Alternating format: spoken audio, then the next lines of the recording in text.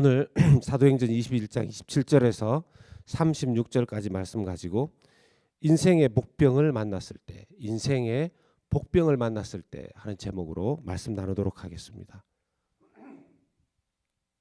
전쟁을 할 때 군사를 은밀히 숨겨서 적을 기습해서 공격하는 전술을 그때 매복하는 군사를 복병이라고 합니다. 상대방은 상당히 당황할 수밖에 없죠. 예상 밖의 적을 만났기 때문에 그렇습니다.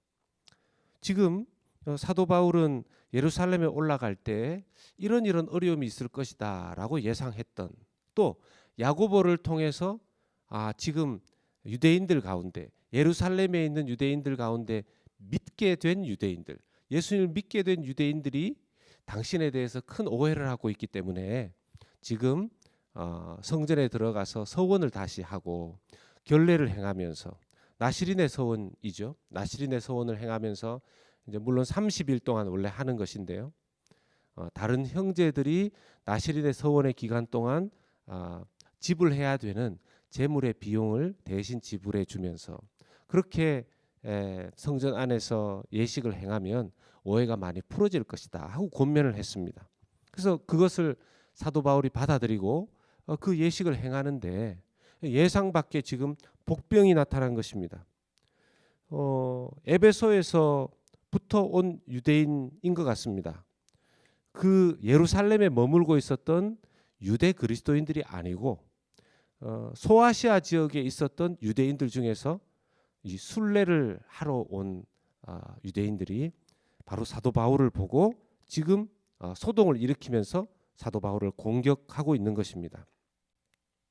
이 예기치 않은 공격 때문에 그들이 굉장히 이 사도 바울이 어려움에 공경에 처했는데요.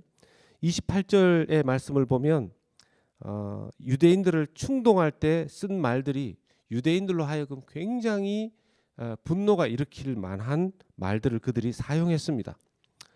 외치되 이스라엘 사람들아 도우라. 이 사람은 각처에서 우리 백성과 율법과 이곳을 비방하여 성전을 비방했다는 것이죠.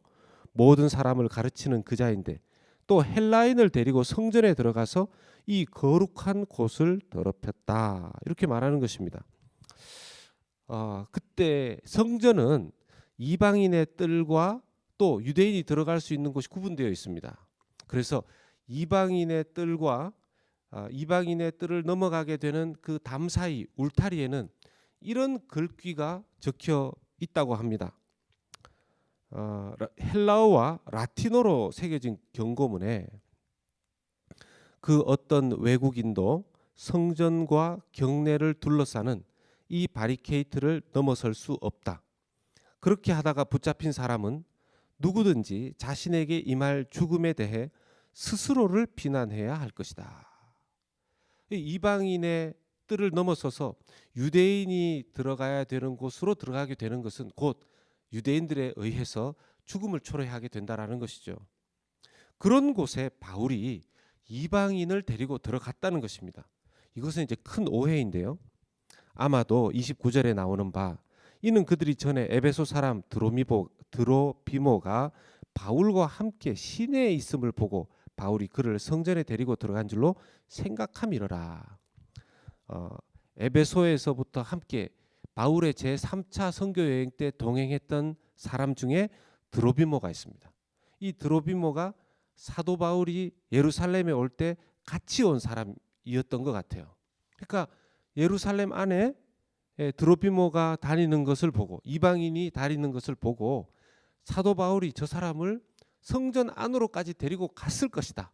이렇게 추측하고 추정해서 지금 사람들을 선동시킨 것이죠. 그러니까 유대인들이 지금 난리가 난 것입니다. 어느 정도로 심각하게 소동이 일어났느냐 보면 31절에 그들이 그를 죽이려 할 때, 사도 바울 죽이려고 했다는 것이죠. 그때 마침 그곳에 치안을 담당했던 천부장이 그 사실을 알고 군대를 보내서 사도 바울을 보호하게 합니다.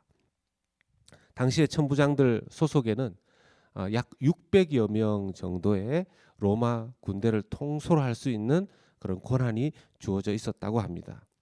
로마 군대와 이 기마병들로 구성되어 있었던 그 가장 높은 군인인 이 천부장이 33절에 바울을 잡아 두 쇠사슬로 결박하라 명하고, 그가 누구이며 그가 무슨 일을 하였느냐 무리 가운데 물었는데요. 34절에 무리 가운데 어떤 이는 이런 말로 어떤 이는 저런 말로 소리치거늘 천부장이 소동으로 말미암아 진상을 알 수 없어 그를 영내로 데려가라 이렇게 명합니다. 사실 그들의 주장이 정확하게 일치하는 것이 별로 없었다라는 것이죠. 이 말씀을 우리가 볼 때 여러분, 사도 바울이 사실 이 일로 인하여서 이제 붙잡히게 되고요. 사도 바울은 이 길부터 시작해서 붙잡힌 몸이 되어서 포로의 몸이 되고 영어의 몸이 되어서 계속 이제 로마로 가게 되죠. 로마로 이제 압송이 되게 되는데, 사도 바울의 원래 의도는 성전 안에 들어가서 유대인들 중에서 예수님 믿게 된 사람들이 사도 바울에 대해서 오해하는 것을 풀어주고자 성전 안에 들어갔는데, 어쩌면 자기가 그렇게 할 필요가 없음에도 불구하고 양보해서 성전에 들어갔는데 지금 예상 외의 복병을 만나서 어려움을 당하게 된 것입니다. 일이 좀 꼬여버린 것이죠. 그러나 사도 바울은 이 장면에서부터 시작해서 로마로 압송되어져 가는 모든 과정 속에 사도 바울의 이제 고난의 여정이 시작이 되는데, 어떤 원망도 어떤 불평도 나타나지가 않습니다. 어쩌면 독자들로 하여금 이런 생각들을 해보게 할 수도 있습니다. 아니, 그 전에 말씀을 전하면서 귀신을 쫓아내었던 사도 바울이었고, 또 다락에서 졸다가 말씀 들으며 졸다가 떨어졌던 청년 유두고를 살려내는 그런 기적도 베풀었던 사람이 왜 이것을 탈출하지 못하는가 하는 생각이 들 수도 있습니다. 그런데 사도 바울의 모습 속에서 우리는 예수 그리스도의 모습을 찾아볼 수가 있습니다. 예수님께서 십자가 지시기 직전까지는 3년 동안 공생애 하면서 말씀 전하시고 여러 가지 이적을 베푸시고 심지어 죽은 자 나사로를 살리시고 하는 그런 놀라운 능력의 모습들 보여주시지 않으셨습니까? 그런데 십자가를 지시는 그때에는 스스로 자기의 권위와 고난을 제한하시고 모든 고난들을 그대로 달게 받으셨습니다. 그리고 십자가에서 죽으시고 부활하셨죠. 빌라도는 불의한 재판의 결과를 내놓지 않았습니까? 그렇게 보자면 사도 바울은 예수님보다는 지금은 덜 어려운 상황이라고 할 수 있겠습니다. 빌라도는 불의한 재판 결과를 내놓았지만 천부장은 그래도 자기의 권위를 가지고 사도 바울을 지켜주지 않습니까? 하나님께서는 이러한 바울의 이제부터의 여정을 통해서 새로운 로마로 가는 길 속에서의 복음 전파와 하나님 나라의 역사를 일으키십니다. 우리 인생에도 하나님의 뜻을 행하면서 나아가는데 이러한 알 수 없는, 우리가 예상할 수 없었던 복병을 만날 때가 있습니다. 그럴 때 당황할 수 있고, 하나님, 이것이 무슨 하나님의 뜻입니까? 생각할 수 있지만 하나님의 뜻을 의지하고 믿음으로 나아가는 가운데 일어나는 예상 못하는 일들 가운데 하나님의 섭리가 있을 수 있음을 믿고, 전쟁에 승리하려면 수많은 산을 넘어야 하고 전쟁에서 이기려면 수많은 적들과의 승부를 겨루어야 할 때가 있는 것처럼, 하나님의 나라의 일에 쓰임받을 때 이러한 일들이 있을 수 있음을, 어려운 난관들이 있을 수 있음을 믿고 하나님 앞에 모든 것을 맡기고 나아가야 할 것입니다. 그 과정을 통해서 하나님께서는 반드시 하나님 나라에 귀하게 우리의 삶을 사용해 주실 것을 믿어야 할 것입니다.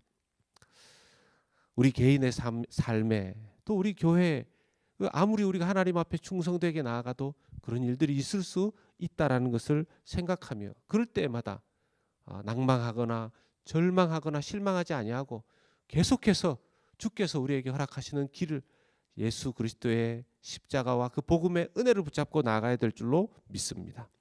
오늘도 나의 어려운 상황이라 할지라도 그것을 통해 하나님의 뜻을 이루어 가심을 믿고 담대히 하루를 살아가시는 주님 앞에 올려드리는 모든 성도님들 다 되시기를 예수 그리스도 이름으로 축원합니다. 아멘.